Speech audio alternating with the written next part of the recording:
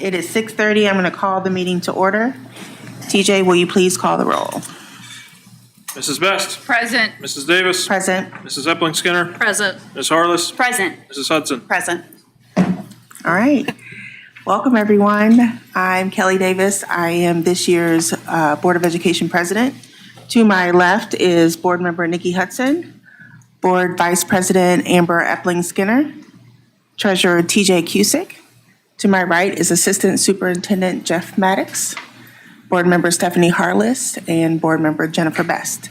If you're able, please join us for the Pledge of Allegiance. I pledge allegiance to the flag of the United States of America and to the republic for which it stands, one nation, under God, indivisible, with liberty and justice for all.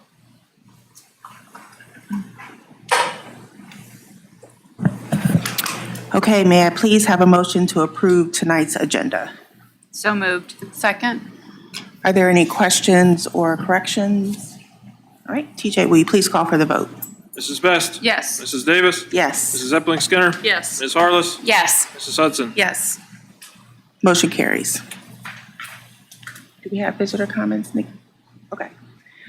It's now time for the visitor comments portion of our meeting. I'm going to read a little intro here. It's been a little while. Thank you. The school board and administrative staff encourage and appreciate community interest in meetings of the Board of Education. This section of the agenda is designed to hear the views of community members about their schools and items on the agenda. Each speaker will be asked to address the board at the visitor's podium so that the speaker's remarks may be clearly heard. The speaker should give their name and street address and limit comments to 5 minutes. Consistent with our policy 9130 on public complaints, we ask that complaints about particular employee be referred to the superintendent and not addressed during public session.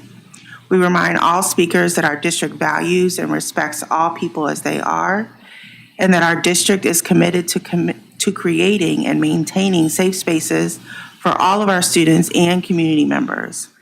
We want to remind our community that we value public input and always appreciate when our community members remember our district's values, refraining from using harmful or offensive language, and for sharing your comments in a civil and respectful manner. It is not our usual practice to respond to remarks during the visitor comment section of our meeting.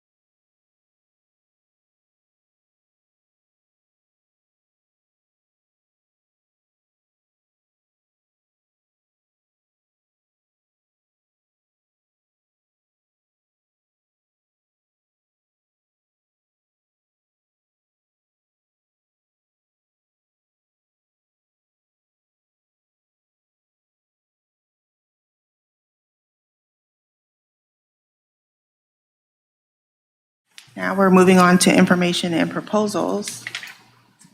and where we will review the proposal for student feedback sessions at our high schools. Toya is going to start us off, and then we'll have a discussion.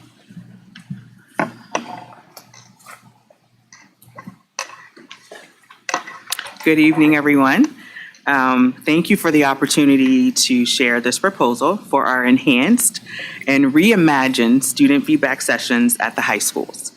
However, before I get into the details of the proposal, I'd like to acknowledge that while we have facilitated student feedback sessions at the high school for many years, it is because of students' thoughtful reflections that we have heard today and subsequent proposal that we have found ourselves at this point, making recommendations for substantial changes to our current model to incorporate the essence of these students' proposal. I understand that you have received our proposal for recommendations. However, I'd like to quickly review the areas of the biggest changes. The first one, naming our feedback sessions to Vibe Check sessions. It allows for branding opportunities and creates an identity for this very important program. Secondly, student participants. We will have 10 to 15 students who will no longer rotate each session, but remain the same for the entire year. We will leverage these students' circle of peers or their friends for feedback and bring those responses to the sessions.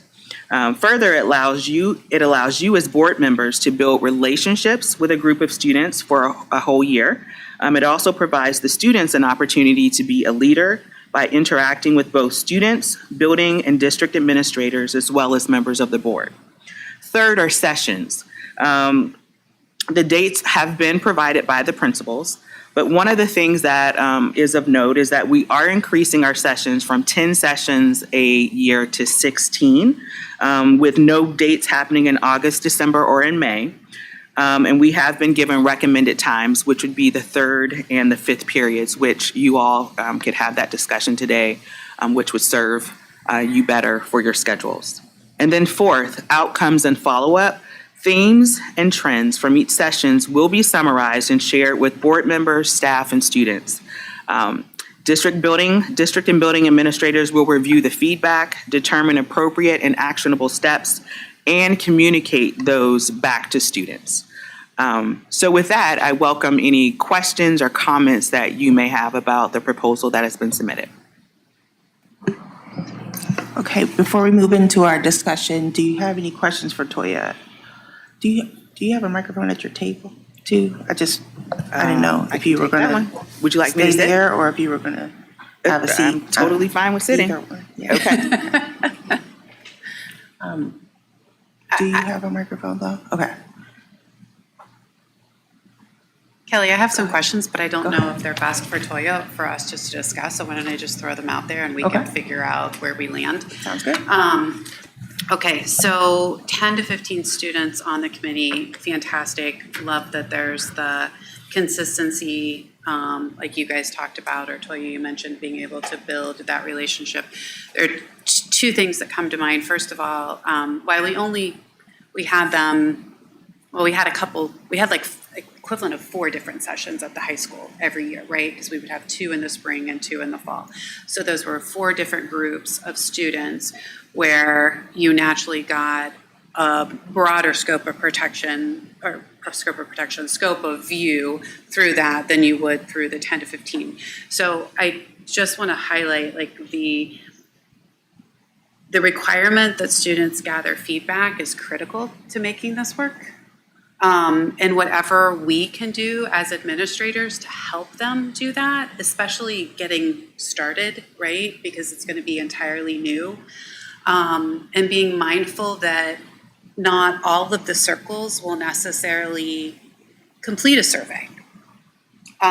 Just to be honest, right? Like people communicate in different ways. And so we're going to need to empower and help our students who are part of the committee to be best positioned to gain input from their respective circle of peers, however that is best for them. So I guess that's more of a feedback than it's just thinking about like the scope that we were able to touch before versus how that's changed and how we still get that scope going forward of feedback. And then how are we thinking about, or have we thought about how we're going to staff this from a board standpoint so that whereas everyone was able to participate historically, will we still have that opportunity? We'll have, basically we won't have all 14 sessions with all the same board members. We'll rotate so they'll still be able to, okay, that's great. Those are my two right off the bat. I'll keep thinking, I'll review my notes too, and then we can go down and see if everyone else has. Amber, do you have any feedback or questions for Toya? Yeah, I echo what Nikki's saying because I think that is kind of critical. You know, what tools are we giving these students to succeed at this when they're being designated these student liaisons or whatever we're calling them? You know, what are the tools that are at their disposal to solicit feedback from their peers? So I think that's critical because that's the kind of, because essentially what we want is sort of a vibe check for the entire student body, and you get that from 10 to 15 people only when those 10 to 15 people are talking to others. So I echo that. Also, I'm curious about the process that these students would be chosen, and what that would look like, and who would be doing the vetting, who would be doing the selection process. And I don't know, Toya, if you have that answer yet, or if that's something that still needs to be decided. So at this point, we were deferring to the principals and their administrative staff to make those decisions, whether that is through recommendation from teachers, or not. But we, you know, as district administrators, haven't really involved ourselves in that process historically, and we have relied on principals to do that. I do know that there have been some recommendations made about students from one of our speakers today. So that was well received by Josh, but beyond that, I'm not involved in that process. They do understand, though, that we do want a diverse group of students and diverse from multiple perspectives, you know, so we're looking at race, gender, of course, student standing, you know, whether or not they're involved in different activities. So we want that representation across, you know, all those aspects of diversity, but we have never directed principals on who they should select. Pretty much leave that to them because they know their student body better than we do. Do we have any kind of school that we're looking towards who's done this well, another district that has implemented something like this, and how they choose representation and make sure that it's diverse? I do not have a school that I look to. No, I can't say that I do. I think that's all I have just for right now. Thank you, Toya. Sure. Stephanie? I love this. I think sometimes when I'll speak for myself. Sometimes when I have been in student feedback sessions, I feel like it's over. And there may be follow-up that we don't see, but it's that set of kids go away. And then we get another set of kids, and there's not a continuity across the year. So I think this is fantastic. I think, and we've already touched on this, I'm just going to echo it, that key to that success is the diversity of voices.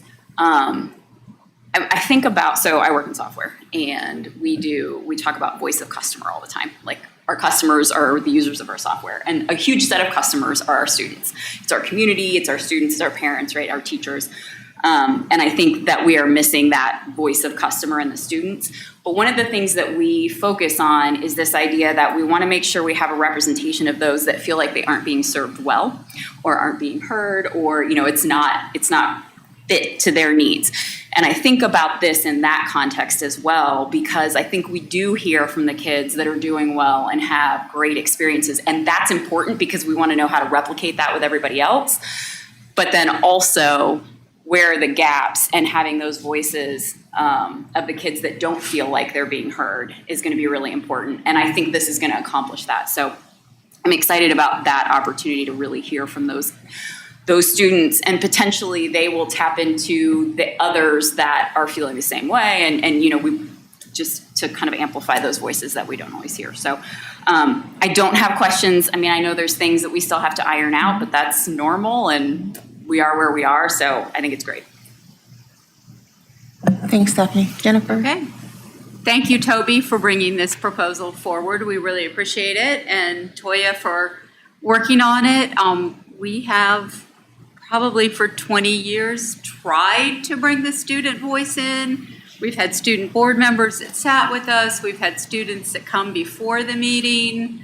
We've gone out to the schools, and there's, pros and cons to all the different things that we've done, but I really like this because first off, we're meeting with the students during their school day, so we're not asking them to come out at an extra time when they may have other things going on. And I think with the same group of students, they will get a little more comfortable with the administration and with us and probably open up a little more. So I really appreciate all the work, but I don't have any questions. Thank you. I just have a couple things to say, and then I do have like 3 questions. But to Nick, your point about us participating, and so we will have more opportunities to participate. The thing that will be good about this is because it's a consistent group, we are building those relationships. And so if only one of us can go, or 2 of us can go, or none of us can go to a meeting, we have built that relationship with them and can follow back up at the next time that we see the same individual. So I think that will be beneficial first. I do think it will, because of that relationship building too, I think it will bring more conversations to the groups. I know I've been in feedbacks where it's really quiet. And so I think that relationship building and that time together throughout the course of the school year will be beneficial for us to get more feedback and more conversations. And then those students taking back, if one student has 5 friends, one student has 20 friends, that they can, in different spaces, they could be in theater and band, they could be in different areas and different spaces. And so getting that feedback too, which I'm going to interrupt myself to ask you the question of, I know when we would go into student feedback sessions, there would be a list of questions that we would ask. There would be a lot of questions in a short period of time. But I know you and I have talked a little bit about you providing questions to the students ahead of time so that when they're coming to the student feedback session, they're coming with the answers from not only themselves, but from their peers. Is that still kind of the path that you're thinking of taking? Yes. Okay. That is the plan, to, one, solicit questions from them or things that they want to bring to the table, but then, of course, us to have some things that we want to hear from students as well. But yes, I think part of the problem, or maybe the challenge with students participating and, speaking in the room, sometimes some of those questions may have, caused maybe deeper thought, or even something as simple as having them write down responses as opposed to like on the spot, having to, give an answer. So yes, we want to give those students the opportunity to think about those questions in advance and bring those, kind of be the bearer of the feedback from their peers. Like how we do curriculum liaison council, key communicators, and how they're a representative of their circle. I also think this will be beneficial if there are long-term initiatives that the administration wants to look at, that the principals want to look at, that would need student feedback about. So I think that will be helpful. Then my other question, so one of the things it says in your report about outcomes and follow-ups, it says themes and trends from each session will be summarized and shared with board members. Do you have an idea of who's going to do those summaries? Will the principal do them, or people that are in? I will, Okay. yeah, I'll take ownership of that. Okay. Another thing we talked about is the number of adults in the room. So what are we thinking going forward about the number of adults in the room? Not necessarily specifically who, but how will we reduce that number a little bit? I think it would be helpful if we reduce that number. We haven't landed on a particular number just yet, but I think certainly there should be more students than there are adults in the room. Okay. One thing I would suggest is maybe as we go further, obviously this is a pilot. This is something we are visiting and can revisit at a different time. But it would be neat to see students lead the conversation too. I know that we've had administrators lead conversations and ask questions, which is great. But I think empowering, you guys talked about that, and then just amplifying their leadership skills would be helpful as you get forward and like they get used to having time there and spending. I think that that would be beneficial. I think that's the end. Oh, thought exchange. Will you use thought exchange at all in this? You know, you talked about surveying and gathering information, and I know that we've done that in key communicators. And I think there's been other instances. So maybe that could be a tool that could be utilized to get us a broader scope of information that they can take back to their peers. I don't know if students are allowed to use that or not, so I don't know the terms of that, but that was just something that I wrote down. I think that's all I had. Nikki, did you have Can I something share else? one more? Absolutely. Okay. In thinking about, listening to you all and thinking about our conversation around the diversity of the participants, that's not an easy task. So I hate to throw more at the principals, but I do think we have to be cognizant of students that already have a voice and those that don't. And that's a little hard for me to say because I know both of the advocates were president of the student body.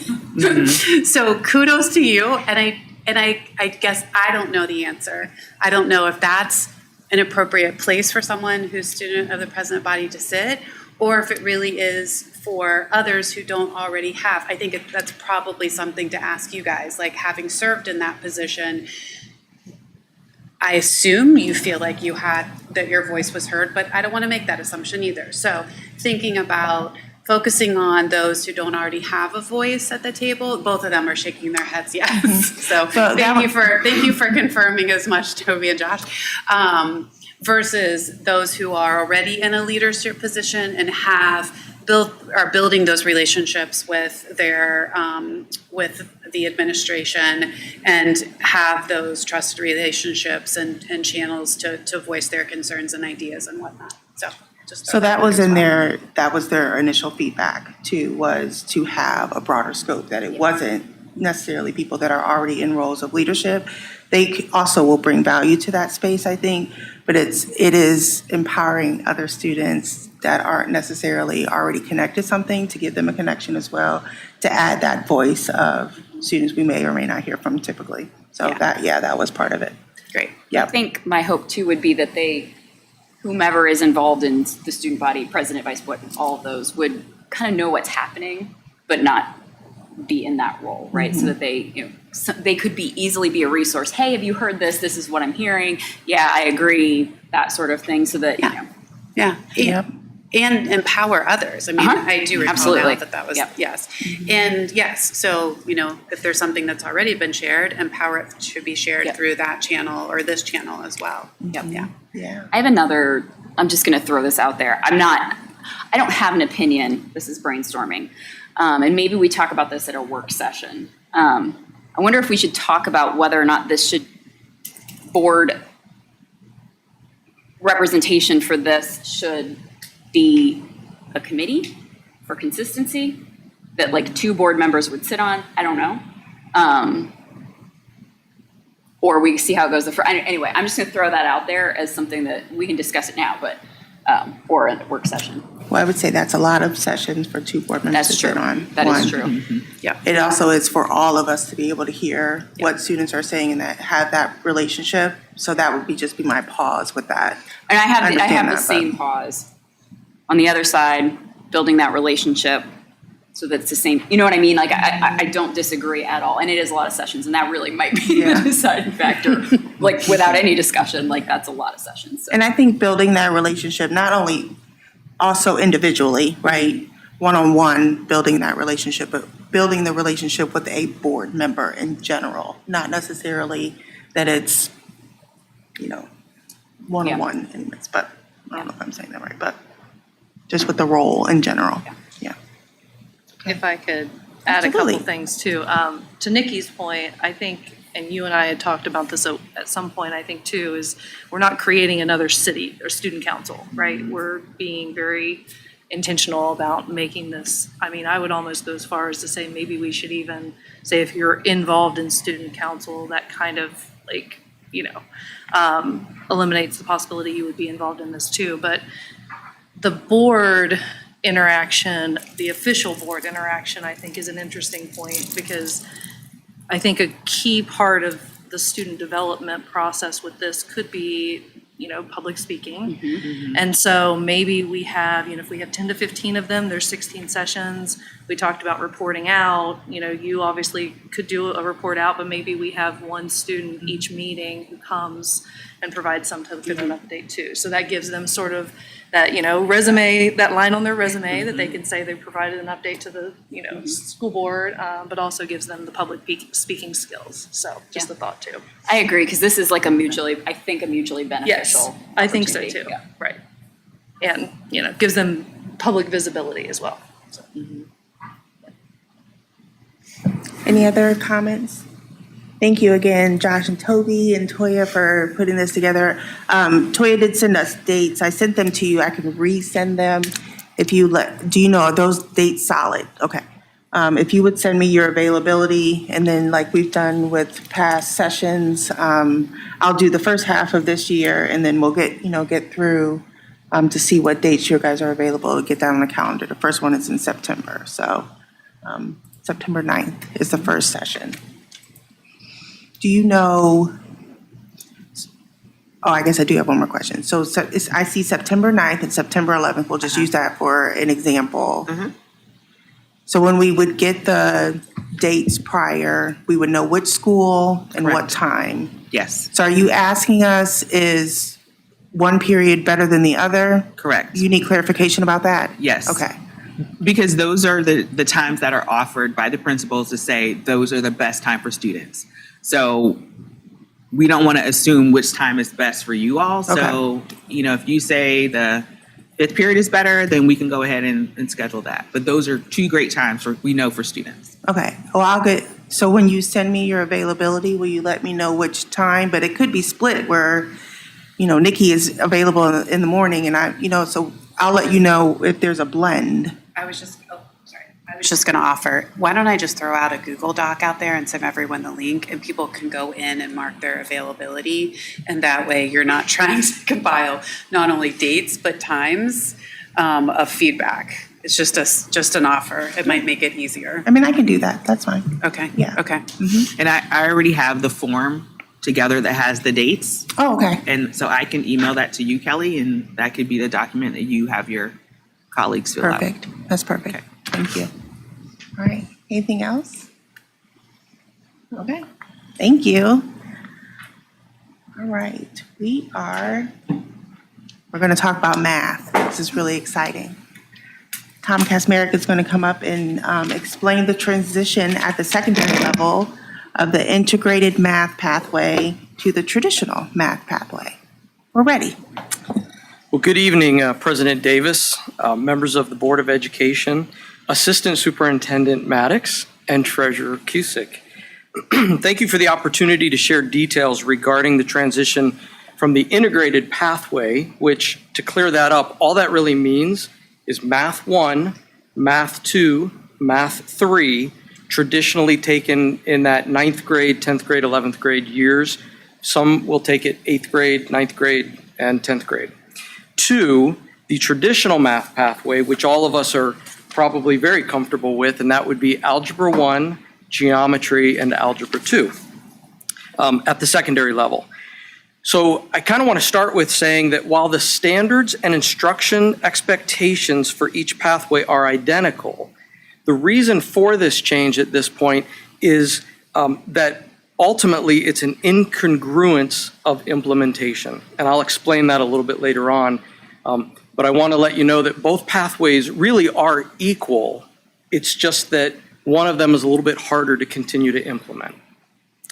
A little history: in 2010, Ohio adopted new standards and specified 2 pathways by which districts could deliver the high school standards. Following much discussion and professional learning around new standards, Worthington started implementing the integrated pathway with the goal of providing a more consistent algebraic approach. So when you think about Algebra 1, then geometry, then Algebra 2, it's the only time, and if you're really interested, I can show you a document, it's the only time where algebra isn't the main focus for a year. So when we were in the classroom, we spent a lot of time teaching geometry and supplementing algebra. So that was our thought, that, hey, this solves it all. We've implemented this pathway since the 2012-13 school year.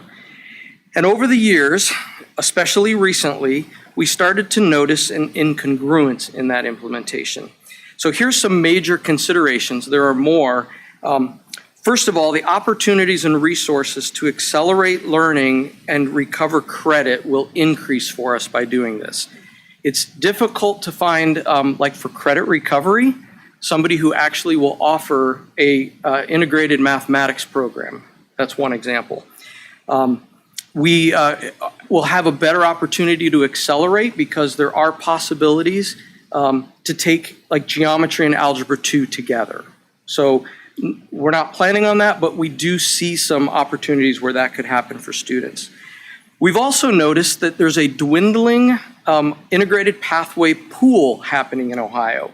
And so one of the things you'll notice is that back in, I think it was 2015-16 school year, we represented 6% of the 20,000 students that were actually taking the integrated pathway assessments. We now represent 28% of the 5,000 that are taking it. So it's almost like we're in a league of our own, right? And we are about 1,200 to 1,400 students in those testing pools. And also, in my conversations with vendors, they have shared with us that they tend to prioritize that traditional pathway. They build resources for that, and then they just will realign them for the integrated pathway. And not all vendors will do that. And so those are just some of the situations that we're running into. Our transition started this year with Algebra 1. Teachers have been and will continue to participate in professional learning opportunities this year to develop and align instruction to the Algebra 1 standards. Geometry implementation will begin during the 26-27 school year. So a student who was in Math 1 last year will be able to finish that pathway, and then we'll do a staggered approach so that the Algebra 1 student this year will go to geometry, then Algebra 2. As I shared earlier, the standards and instruction expectations for each pathway are identical. We can just line the standards up together. They're the same over 3 years. But what we're hoping to do is to provide better alignment, flexibility, and insight for us. So thank you for your time. I'm happy to address any of your questions and provide follow-up as needed. Thanks, Tom. You're welcome. Does anyone have any questions about math, the traditional path? It sounds like a movie. Go ahead. We have seen this presentation, so I have a little bit more background, but let me validate this. This is another benefit of this timing is because we're doing it in conjunction with some of the to implement some of the recommendations of the special ed audit, correct? So this is allowing us to kind of do everything all at once, and that will increase as the kids age out of the, okay. So lots of wheels turning, and that's awesome. Lots of wheels turning. Yeah.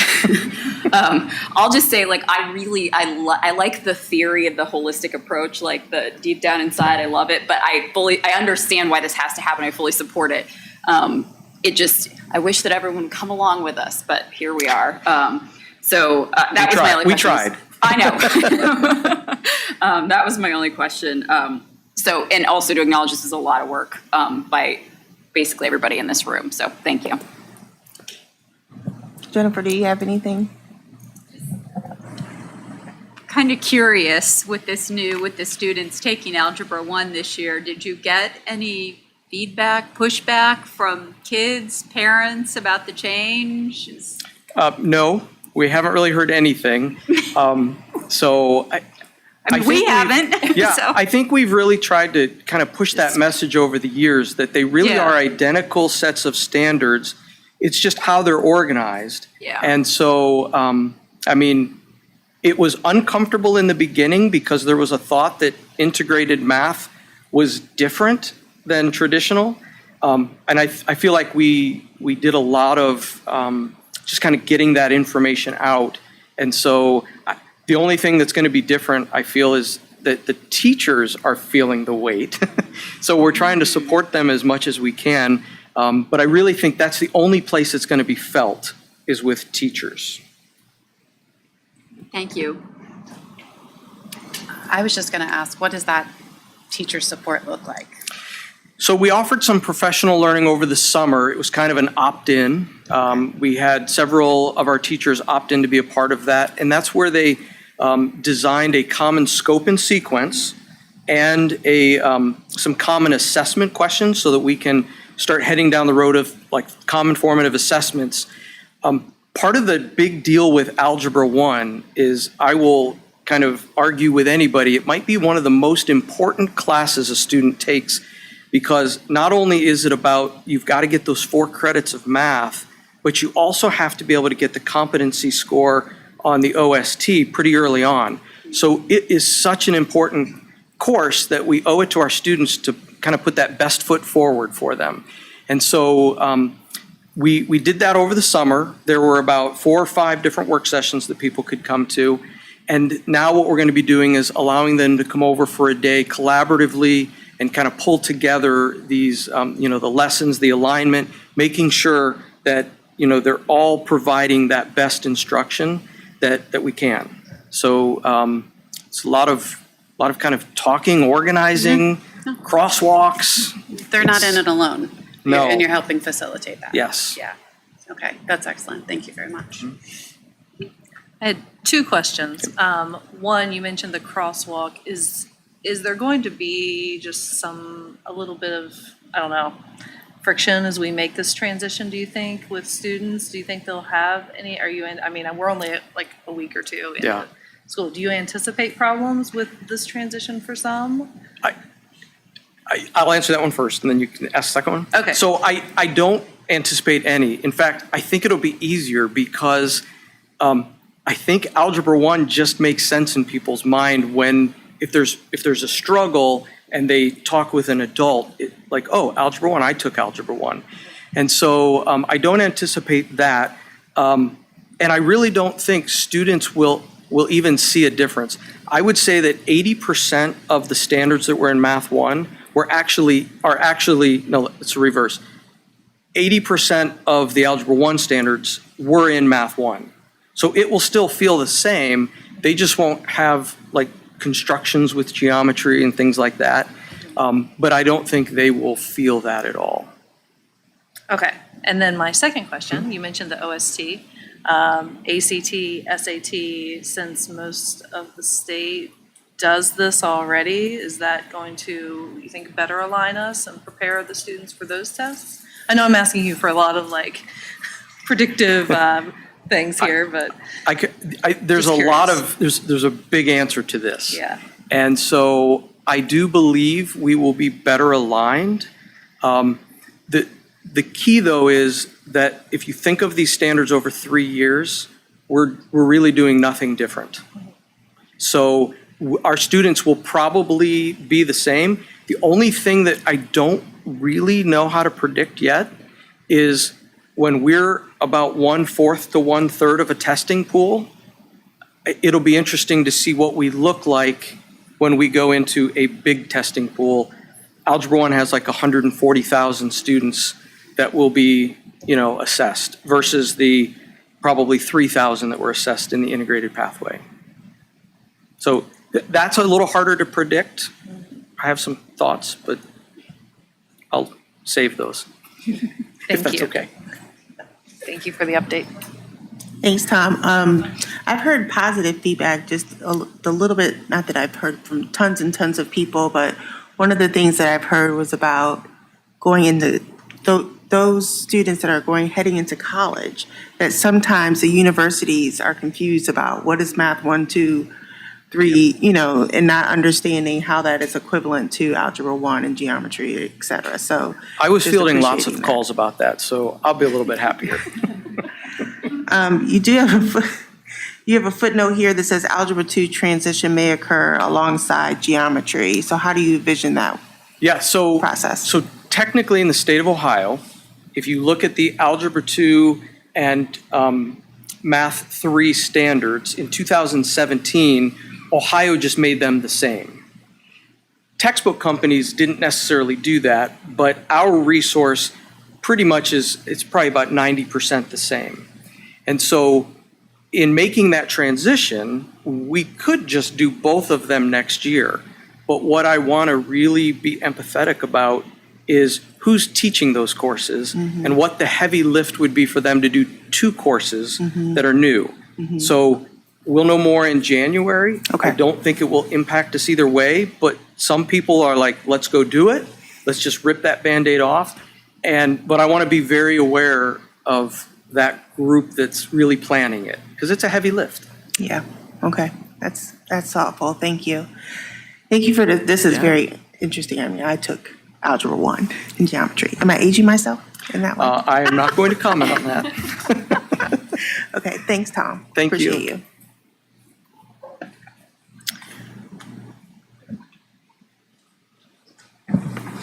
Okay, we are moving on to item D, Superintendent's Report. Jeff Maddox.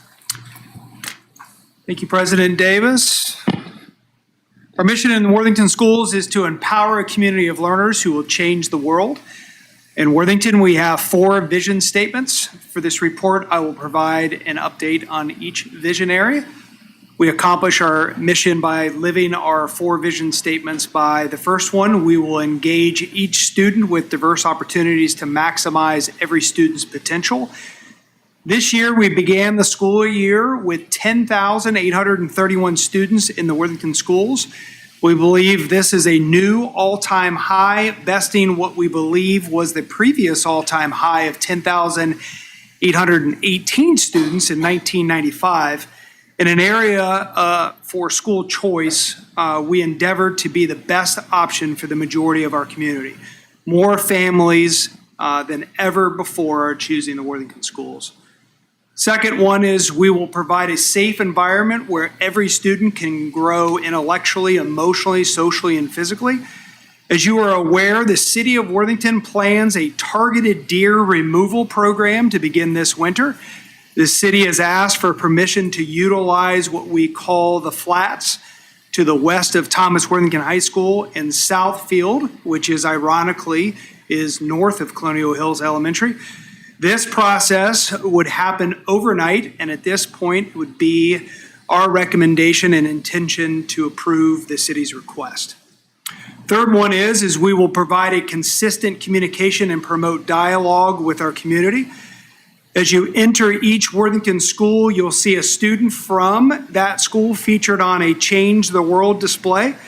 Last spring, the communications team interviewed and photographed 60 different students representing all Worthington schools. Each school's graphic representing how a student and their school plans to change the world were updated this summer. Look for new graphics in schools, on social media, and in the district communications.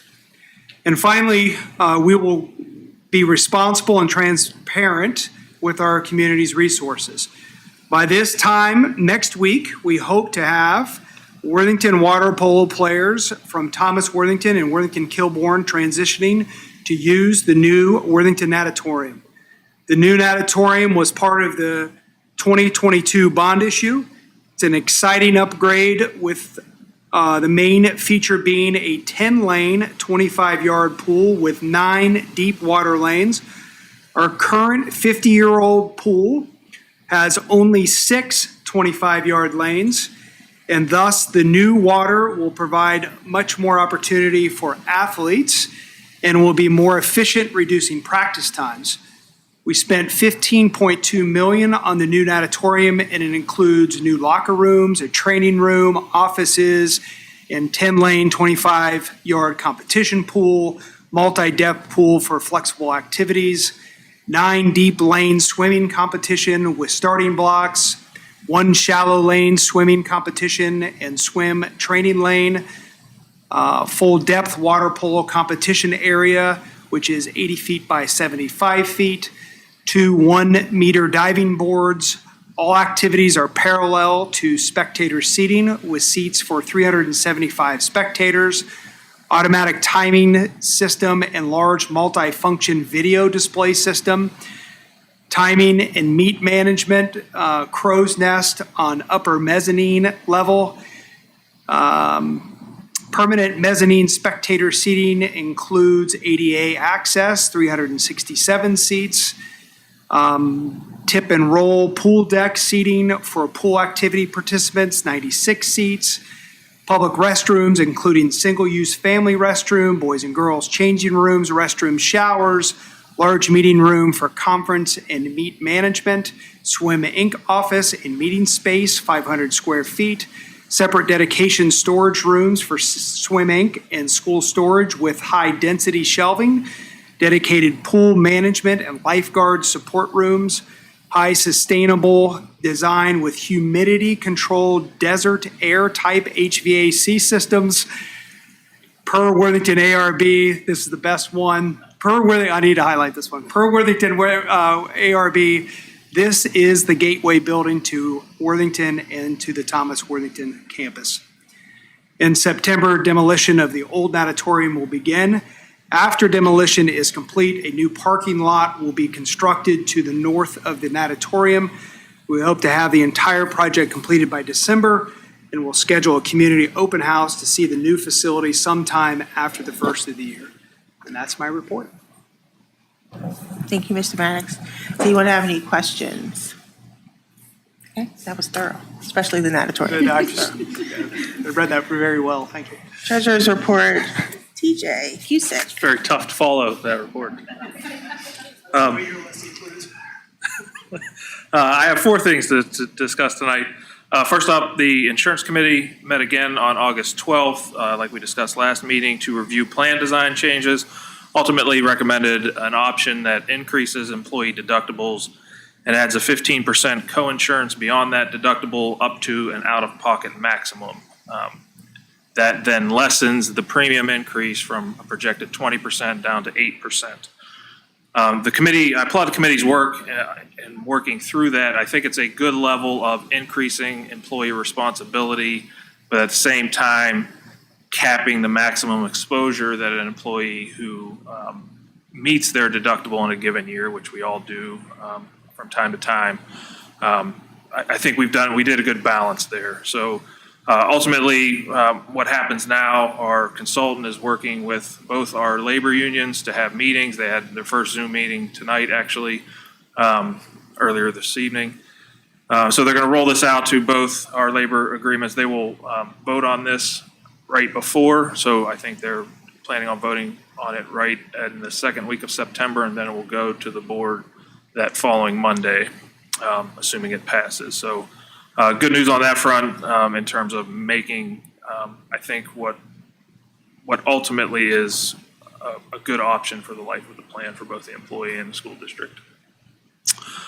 Friday and again today, I was downtown next to Miss Davis, next to the building where she works, at our annual TURC meetings.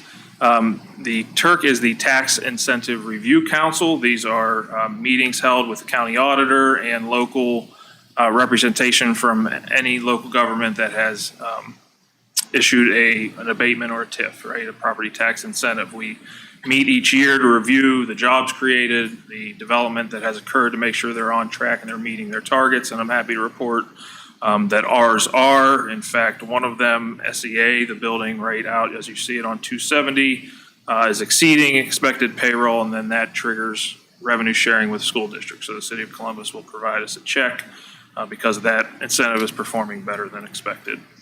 So good news on all of those. Third, the governor's property tax working group that was created out of his line item vetoes. If you recall, when he vetoed certain measures, he created a group to study property tax. They've been meeting on Thursdays. I think this past Thursday was their 3rd meeting. They touched on a broad range of topics. They talked about a cap. If there were to be a cap, what should it be? They kind of landed on 100% of operating expenses as compared to 40%. They thought that would be a better number if that's the direction the legislature wanted to go. They also focus on more targeted relief, including what they're calling a deferral program. So a deferral program other states have in which if you meet certain income guidelines, you can defer your taxes until eventually the property is sold. So the thought process there is that the local governments eventually would be held harmless, but those taxes would be deferred, allowing the resident to stay in their home if their home was appreciated rapidly. So all of these things will eventually culminate in a report to the legislature. Now, the legislature doesn't have to listen to this committee. Obviously, they can do what they want, but that was the governor's proposal, and that's where that's headed now. And then lastly, as Mr. Maddox mentioned, I'm happy to report we've signed a management agreement with Swim Inc. We passed a draft of that last meeting. We executed that effective 9/1. So hopefully, if everything comes together on time, those folks will be able to start moving in and operate that as soon as possible. President Davis, that's my report. Thanks, TJ. Any questions for TJ? Comments? Okay. Board committee reports and announcements. Nikki, I'll start with you. Excellent, thank you. Attended the Worthington Education Foundation meeting this past month. You may have seen via social media, they have started promoting that their grant cycle starts September 1st. It runs through, I think it's October 15th. Just pulling that up right now.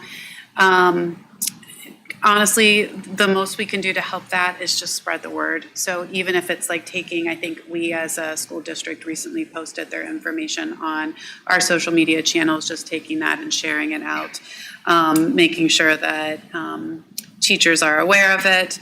And then this is just fantastic, and I do have to do a shout out for Sarah Court because she raised her hand, teacher at Thomas, raised her hand and volunteered to be a resource for any teacher that was interested in applying for her grant, but maybe had never done so. And we all know that those kind of things can be intimidating, and it's just really nice to be able to pick up the phone or draft an email and phone a friend and say, hey, can you give me some guidance on this? So $25,000 again that they anticipate, up to $25,000 that they would like to put back into our school district by funding innovative programs, programs that are just outside of our traditional funding channels, and really excited to see what comes in this year.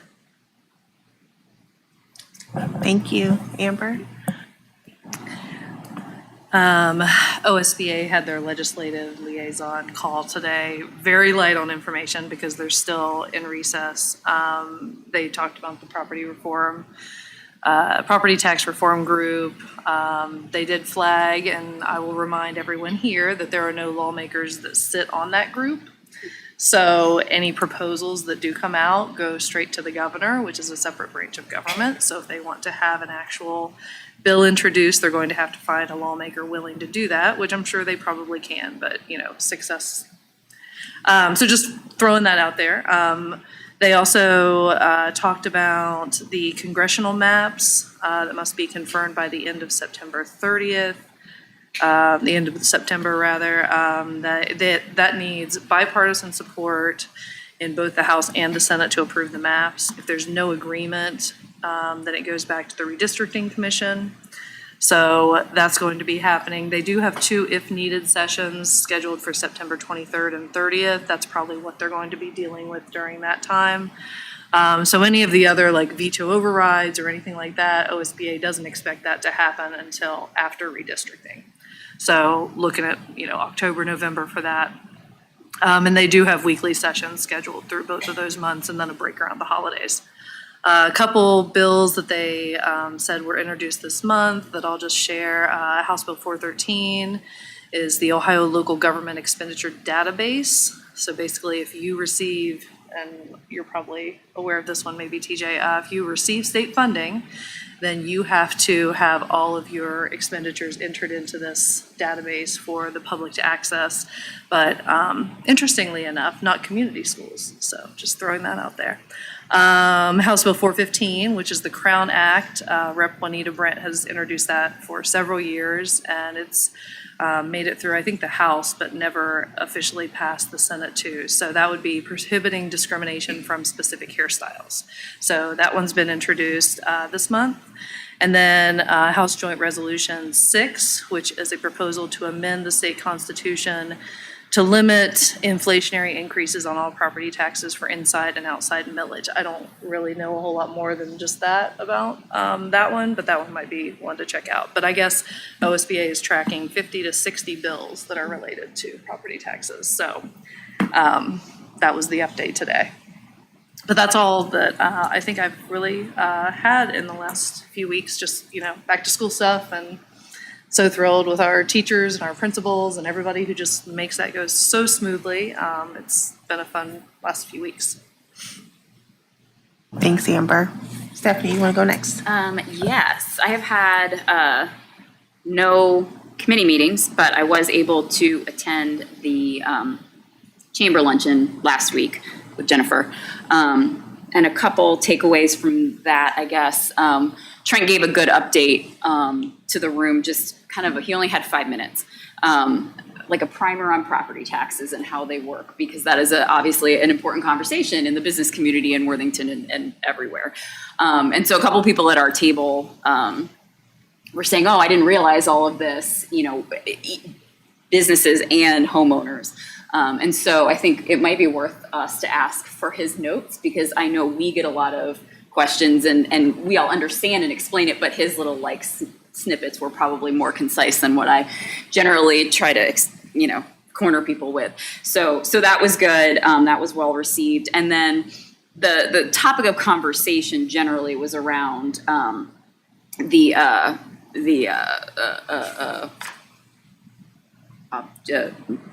comprehensive plan update. Thank you. Like, the word is not there. So we have as we've talked before, a visioning process that we went through 2020, I believe. So it was during COVID. We did it all online. And so now they're using that to inform the comprehensive plan, but the comprehensive plan is much more in depth. The reason that really is important to us, certainly, is because it will impact money coming in. It will impact land use.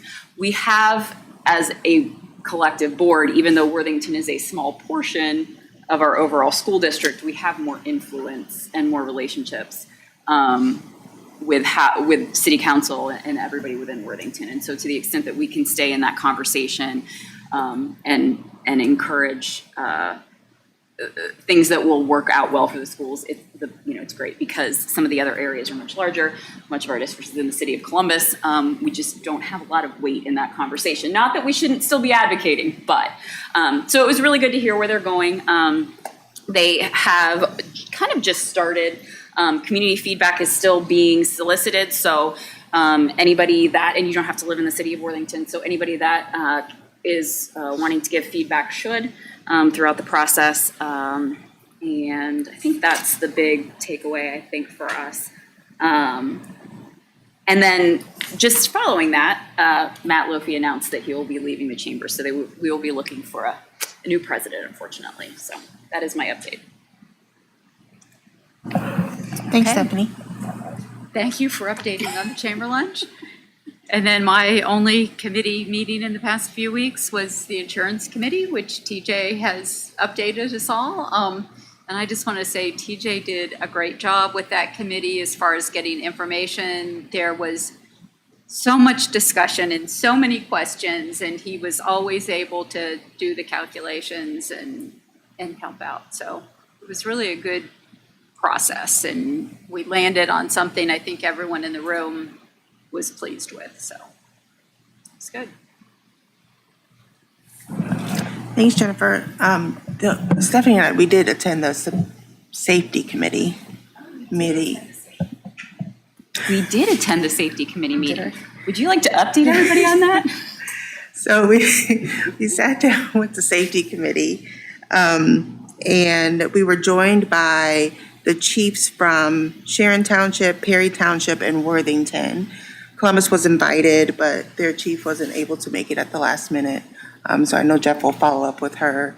We talked a lot about strategics, so a lot of the things that but it was good to sit in a room and have some conversations about launching that across the entire district and how that impacts law enforcement here and how we can continue to partner and give information. So I felt like it was a very productive meeting. We were able to ask questions. They were able to ask questions of us of process and procedures, and a lot that Jeff was able to to answer. So I thought it was really good and helpful. I think that's it. I don't know if you have anything to add or if I left anything out, you or Stephanie. Okay. I'll just add that there was a lot of conversation from the chiefs about how most of them have been in the business for a very long, that all three of them have been in that line of work for a very long time. And just commenting on how their mental health training has really increased over the years and how their forces are receptive to that and that ongoing training. And I think that's a really important piece of information as we think about how they serve our communities and our schools. All right, thanks for that. Let's see. Moving on to actions recommended by the treasurer, TJ. Thank you. I'd like to recommend that the Board of Education approve the minutes from the August 4th meeting as presented in enclosure E1, please. So moved. Second. It's been moved and seconded. Are there any questions or corrections to the minutes? Okay, TJ, will you please call for the vote? Mrs. Best, or Mrs. Davis? Yes. Mrs. Epling Skinner? Yes. Ms. Harless? Yes. Mrs. Hudson? Yes. Mrs. Best? Yes. Motion carries. Moving on to the personnel consent agenda, Mr. Maddox. Superintendent recommends that the Board of Education approve the consent agenda, items F2 through F12. Again, items F2 through F12. So moved. Second. It's been moved and seconded. Are there any questions or comments? Okay, TJ, will you please call for the vote? Mrs. Epling Skinner? Yes. Ms. Harless? Yes. Mrs. Hudson? Yes. Mrs. Best? Yes. Mrs. Davis? Yes. Motion carries. Moving on to section G, items recommended by the superintendent, new business, Mr. Maddox. Recommend motion to accept the donations from the individuals and organizations listed below and to extend the Board of Education and Administration's appreciation to the individuals and members of these groups for their generosity and support. So moved. Second. It's been moved and seconded. Are there any questions or comments? TJ, will you please call for the vote? Ms. Harless? Yes. Mrs. Hudson? Yes. Mrs. Best? Yes. Mrs. Davis? Yes. Mrs. Epling Skinner? Yes. Motion carries. Superintendent recommends the Board of Education approve the resolution confirming the impracticality of busing newly enrolled students as declared by the superintendent to Columbus School for Girls, St. Charles, and the Wellington School. So moved. Second. Are there any questions or comments? So this is separate because it's revised, because there are additional students going to these schools. So that's just why there is a difference between 2 and 3, just so you know. Okay, TJ, will you please call for the vote? Mrs. Hudson? Yes. Mrs. Best? Yes. Mrs. Davis? Yes. Mrs. Epling Skinner? Yes. Ms. Harless? Yes. Motion carries. Superintendent recommends the Board of Education approve the resolution confirming impracticality of busing newly enrolled students as declared by the superintendent to Northside Christian School, St. Agatha School, Columbus Montessori Center, and Grace Evangelical. So moved. Second. It's been moved and seconded. Are there any questions or comments? TJ, will you please call for the vote? Mrs. Best? Yes. Mrs. Davis? Yes. Mrs. Epling Skinner? Yes. Ms. Harless? Yes. Mrs. Hudson? Yes. Motion carries. Sorry.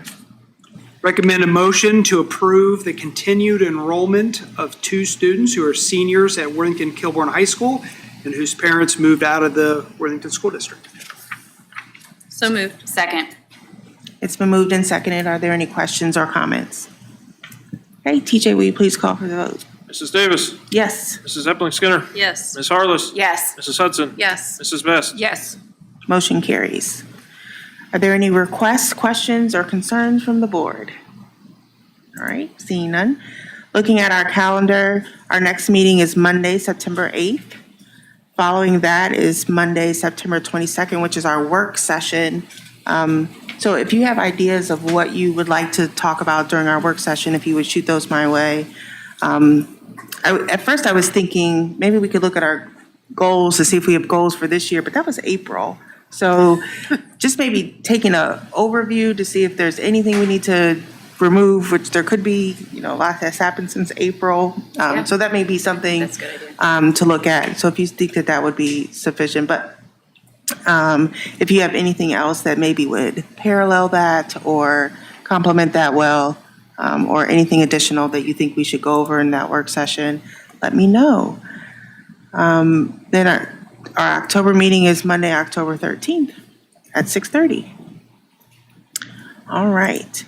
May I please have a motion to enter into executive session to discuss the employment, dismissal, discipline, promotion, demotion, or compensation of an employee? So moved. Second. TJ, will you please call for the vote? Mrs. Epling Skinner. Yes. Ms. Harless. Yes. Mrs. Hudson. Yes. Mrs. Best. Yes. Mrs. Davis. Yes, motion carries. Thank you all for being here this evening.